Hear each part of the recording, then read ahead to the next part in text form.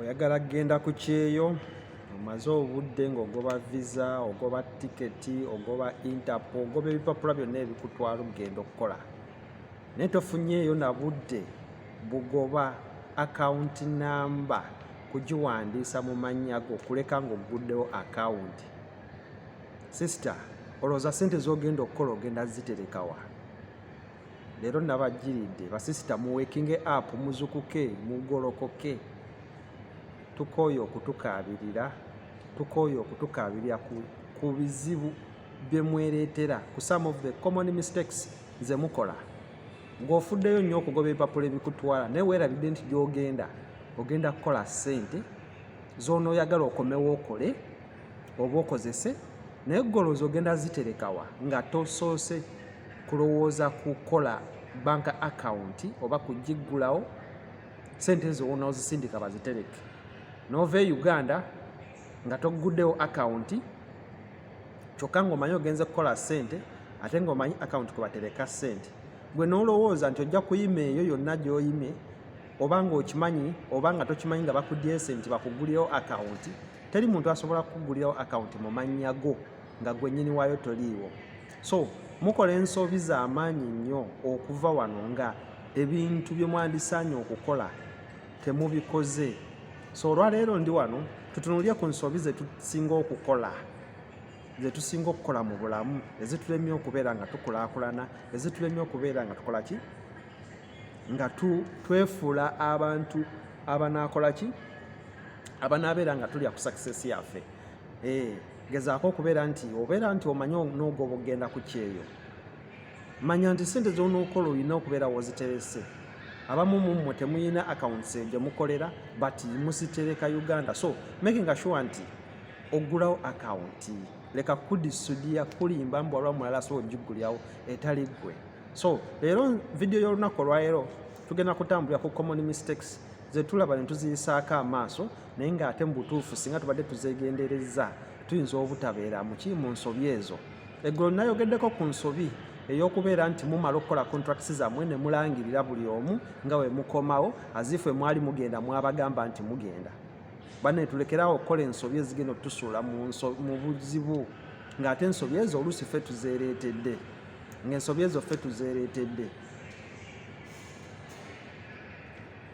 So kansooke n'ensobi ey'okubeera nti bwe tutuuka ku kyeyo tutunulira nnyo ebiseera byaffe eby'omu maaso however much ng'era tetusaanye bibuusa maaso naye ate era ne twerabira ebiseera eby'olwaleero. Sisita, leka nnyo kutunuulira biseera bya maaso okwate ssente zo ogule ettaka oguze lya buwanana olemererwe okutunuulira ebiseera eby'olwaleero eby'eddakiika eyo oguze ettaka okutta obusente bwo bwonna obukuŋŋaanyiza oguzeemu ettaka naye weerabidde nti omwana we alina okusoma omwana we alina okulya obulungi omwana we alina okubeera ng'atambulira mu daily livings. Golowooza ani agenda okukulabirira oba okulabirira daily livings zo?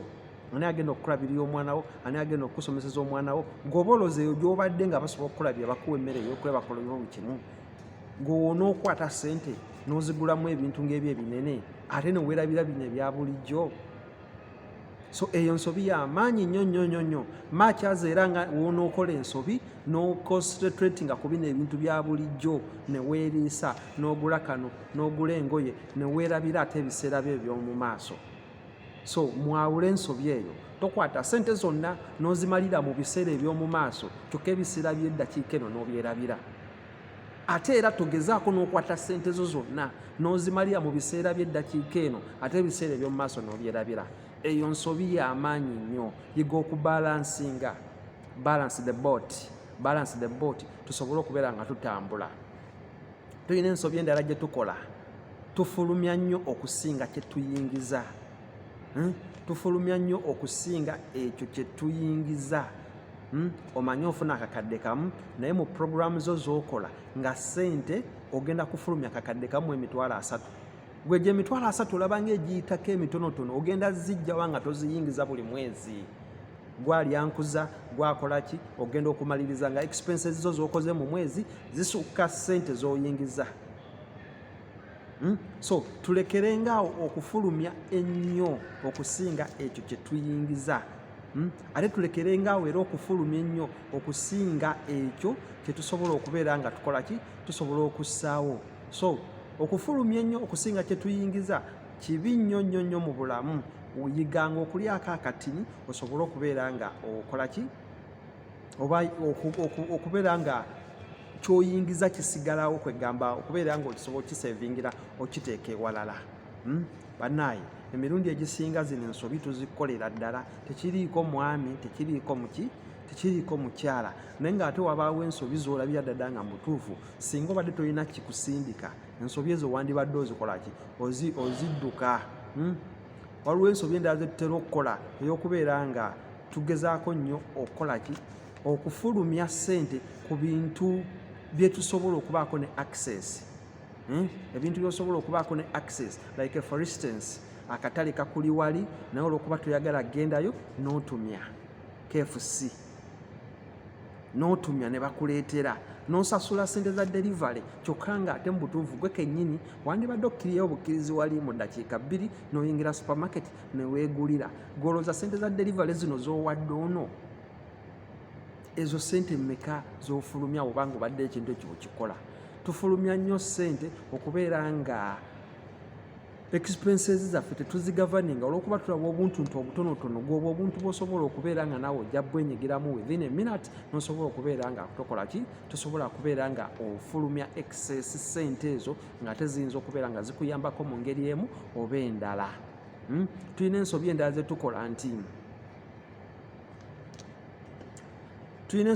tukola nti tugezaako nnyo okubeera nti tusayiningira abantu obuzibu bwabwe obukwatagana ku ssente. Nosayingira omuntu looni naye ng'okakasa tasobola kukola ki, kugimiitinga, whereby nga banka we nebeera emuyigga gwe yamusayiningira gwe bajja okusooka okujja bakwate ku byobugagga byo, bakwate ku ssente zo, kubenga obeera wamuweerayo. Osayiningidde omuntu looni olw'okuba ayagadde okuggyayo looni naye nga mu butuufu tomwesiga. Osayiningira omuntu ebipapula byonna naye nga mu butuufu toli wiringi kumuteerawo mukono in case singa aba alemereddwa. So tulekerengaawo okumala gaddira siginitole zaffe nga tuziteeka ku bantu nga bo banoonya ebyabwe eby'okuyisaawo, kyokka ng'ate banaabeera bamaze obbiyisaawo tebajja kujjukira kukomawo okukola kikurekitifyinga mannya gaffe. Abantu balamusi bangu, baagala nnyo okulaba we bayitirawo naye nga gwe omugamba nti nange jangu onnyambeko wano, akufuukira ezzike, tasobola kukubeererawo naye ng'ate gwe jjukira yali ayagala omubeererewo. So kati lema okubeererawo omuntu oyo, okumuteerangako omukono nga ye talina budde bw'asobola kubeererawo. Ensobi ezo tuzirabe, tuzeegendereze, tumanye abantu be tudiiringanga nabo, oba mukitegeera, tumanye abantu be tudiiringanga nabo. So ensobi endala gye tusinga okukola wadde nga tugiyisaako nnyo amaaso y'ensobi ey'okuwola ssente. Bannange, kakasa nti omuntu gw'oba owoze ssente nga waaba alemereddwa ozzizza tekijjaawo mukwano. Sigambye nti towola, naye pimamu nnyo olabe ani akuwola oba ani gwowola. Bagamba nti gwowola ng'otudde omubanja okoze otya, omubanja oyimiridde. So gezaako okulaba nti woba owoze omuntu omuwola ssente zitakuluma. Omuntu wajja nagamba mpolayo emitwalo 2 gwe mugambe nnyina 3,000 oba 2,000, wagamba emitwalo 2 gwe jjako 0 omuwe 2, omugambe ezo ze nnina ate nkuwadde nampewo oba oli bubi sooka weetaasa. Wabula waakulemerako n'agamba naye gundi ojooga. Si kujooga, ze nninamu. N'agamba bane mpola ssente. Gezaako okulaba nti ssente omuwola ezitakuluma, such that waba alemereddwa ozzizza nga tojja kumufunamu buzibu. Oba osobola omuadvisinga n'omugamba agenda mu bbanka, nze siwola oba ngaba bugabi era nsobodde kugabira ezo, oba oyagala okwewola genda mu bbanka. Tulina ensobi endala gye tukola, twagala nnyo okutandika okukola bizinensi ne tugenda mu mabanka. Eyo nsobi nnene nnyo, nsobi nnene nnyo okutandika bizinensi yo naye nga ssente zigitandise ozijje mu bbanka. Ife nga ba entrepreneur tugamba tetugenda mu mabanka, wabula tukola tutya, turaisinga ssente nga tuzijjamu mmwe mikwano gyaffe mwe muba tubagamba mutuleetere ssente ne tuba pitchinga ideas ne tusobola okubeera nga tugattagatta ssente ezo ne tusobola okubeera nga tuzikolamu ekyamakulu. Mwe mulooza banka tuba tetuziraba. So nsobi nnyo okubaako bizinesi gy'ogenda okukola, idea gy'ogenda okudevelopinga n'oddukira mu banka okubeera nti yekuwa ssente. Twegendereze nnyo ensobi zino bannange, twegendereze ensobi zino okusobola okubeera nti tubeerawo, okubeera nga tusobola okutambulira mu monetary world, kubanga world it involves money. Onaabeera nga akasente ko okakoze ne kakulema okukuuma oba mu buzibu bw'amaanyi.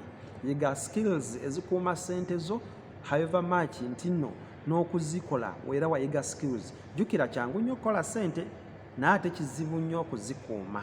Kizibu nnyo zikuuma olw'ensobi zino zetukola, olw'ensobi zetukola. Tulinayo ensobi endala gye tukola bannange.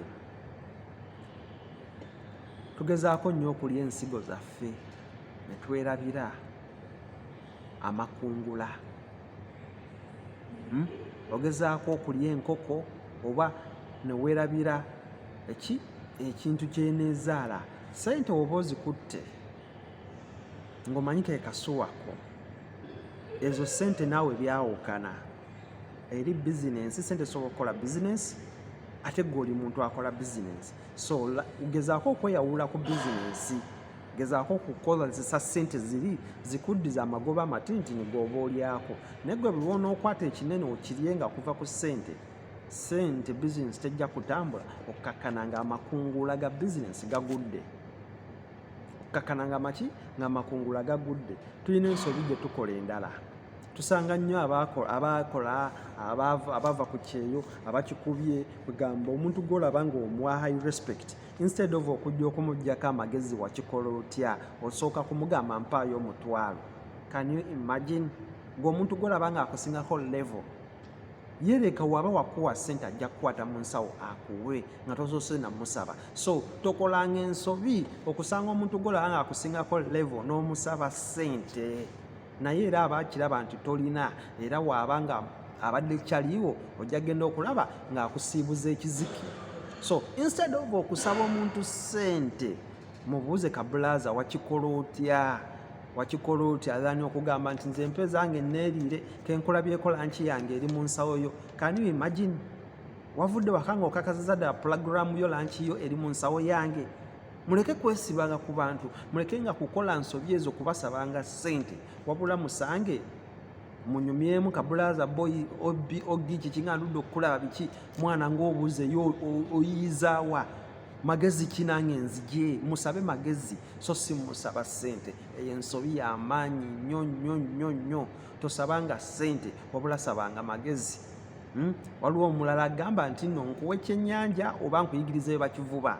So kakati gwamanyi oba Eva onobeera ng'omusaba kyennyanja zaanya okuyigiriza bye bakivuba. So muvenga mu kukola ensobi ezo eziri ki ezirabika. Waliwo ensobi endala gye tusinga okukola ennyo gye tuyisaako amaaso ey'okubeera nti tetuseevinga. Tugezaako nnyo okubeera nga ssente weeziri tusaasaanya instead of okusooka oziseevinga.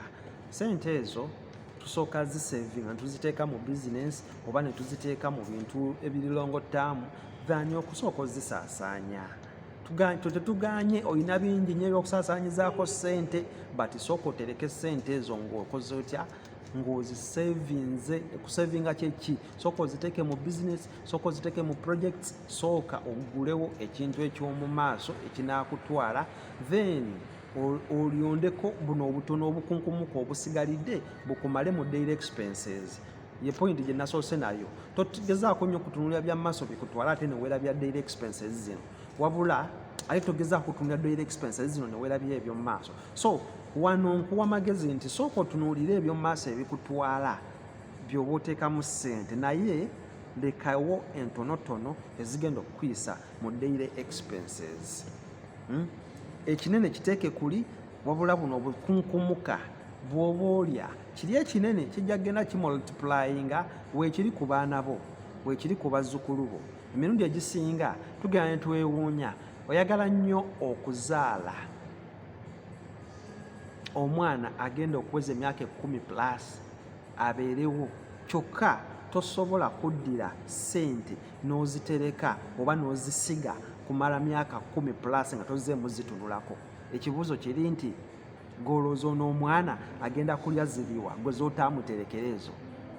Muli mu kubino nti abaana balikola ezaabwe aziifu nti nno ye yakutuma omuzaale ne bagenda bakuzaala n'ogwa mu nnaku ne weevuma eyakuzaala kyokka ng'ate yalina omukisa gw'okukuterekera n'olw'okuba olw'okulyankuza n'abeera nga teyabala awoza abaana balirya ezaabwe. So kati battiimu abaana balikola ezaabwe, nkwegayidde vidiyo zange toziraba zireke na bulesi, kubanga ttiimu abaana balikola ezaabwe mutusuzizza nnyo ku meere, mutusindisizza ku byeyo bye tutapulaninga, mutulesezza famire zaffe.